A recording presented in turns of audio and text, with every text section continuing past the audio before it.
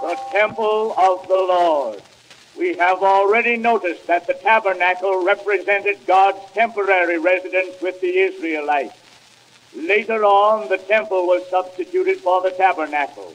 Thus, God indicated that he would later abide permanently with his people. King David, as we have seen, represented Christ during this gospel age. He collected the materials for the temple, but was not permitted to build.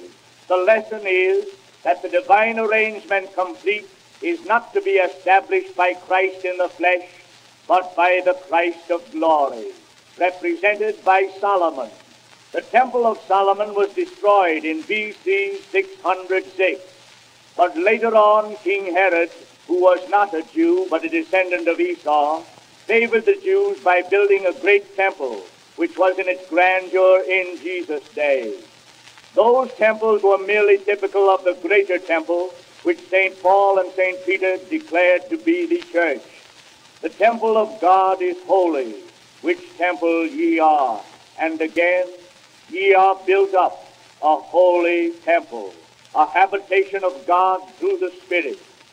St. Peter declares all of God's faithful saints to be royal priests, living stones in the temple of God, through which eventually all the world shall have access to God. The stones of Solomon's temple were shaped at the quarry before being brought to the temple site.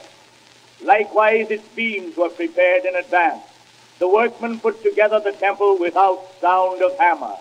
Every piece was so thoroughly fitted that no force was necessary.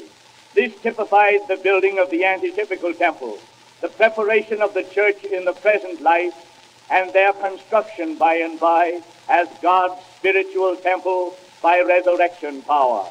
This is the meaning of the trials, chiselings, and polishings which all true Christians must receive. The resurrection change will bring all these living stones together without force or compulsion. Then the glory of the Lord will fill the true temple, and the new dispensation will begin.